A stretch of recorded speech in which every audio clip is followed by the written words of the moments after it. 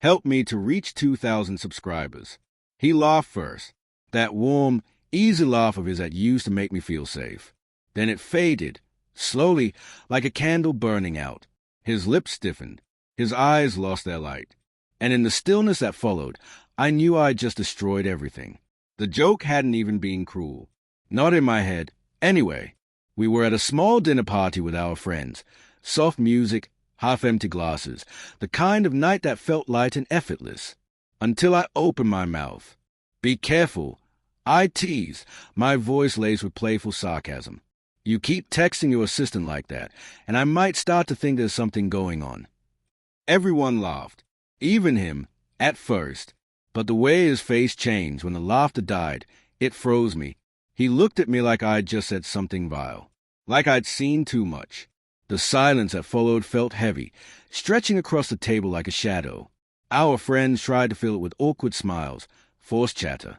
But I could feel his anger rising, not loud or violent, but simmering, contained, dangerous. Later, when everyone had left, he didn't yell. That almost made it worse. Why would you say that, Nora? He asked, his voice low, controlled. I tried to laugh it off, but my throat tightened. It was just a joke, Ethan. You've been glued to your phone lately. I was teasing. He stared at me for a long time before replying. You think that's funny? Something about the way he said it made my stomach twist. I followed him to the kitchen, trying to make it better, but his silence cut deeper than any words could. He poured himself a drink, his hand shaking slightly, then set the glass down untouched. When he finally spoke again, his tone was calm, too calm. You've been checking my phone. No, I said, too quickly. Of course not. I was joking. Ethan, I swear. He nodded, but his jaw clenched. You didn't pull that name out of nowhere. That's when it hit me. I hadn't. I'd seen it. The text from Sophie, his assistant, weeks ago, just a glance over his shoulder. A message that said, dinner again tonight, followed by a heart emoji. I told myself it was nothing, a misunderstanding. I'd buried the unease under trust and habit, under love, and now my own tongue had betrayed me. He walked past me without another word, leaving me standing in that cold kitchen, surrounded by the echo of my own foolishness. For days, things were off. Not openly hostile, just wrong. He was distant, cautious.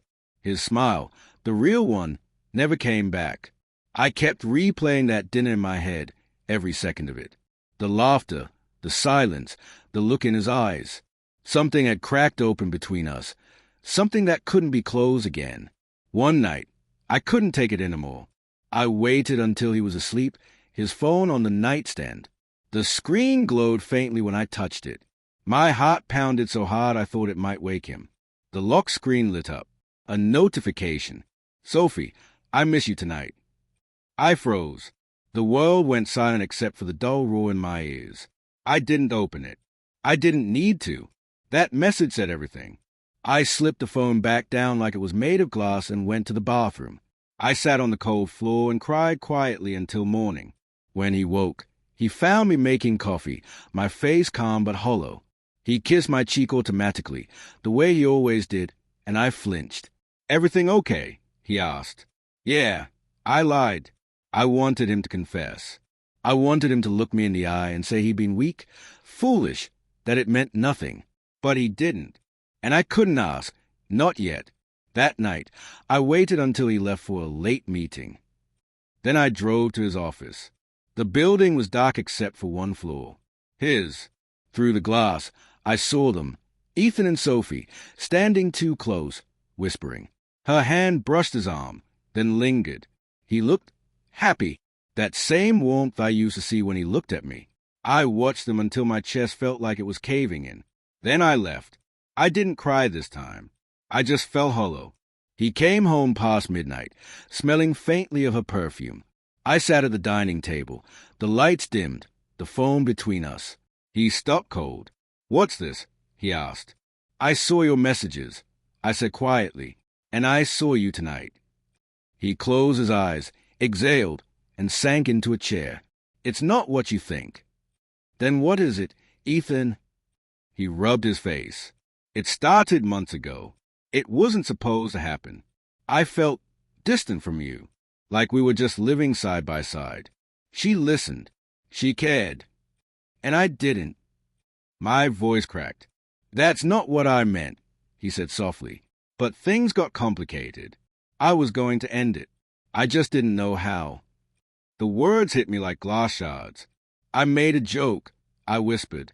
And that's when you realized I knew. That's why you looked at me like that. He looked down, shame washing over his features. I was terrified you'd leave. I almost laughed. You cheated, Ethan. You already left. He reached for me, but I pulled away. The space between us felt like an ocean. The next morning, he packed a bag, said he'd stay with a friend for a while. I didn't stop him. I didn't beg. I just stood by the window and watched him drive away. For weeks, I went through the motions. Wake, sleep, silence. Friends called. I ignored them. I tried to remember when we'd stop being us. Maybe it wasn't Sophie's fault.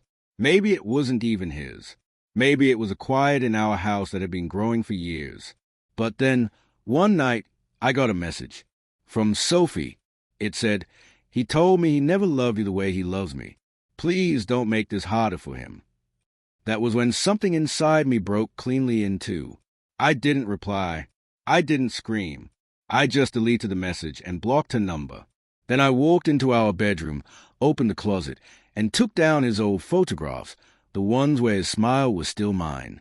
I placed them in a box and slid it under the bed. As I closed the lid, I realized something. The joke hadn't ruined us. It had simply revealed what was already broken.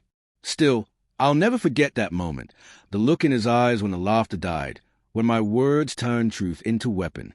That was the instant love turned to silence. And silence, I've learned, is where betrayal lives,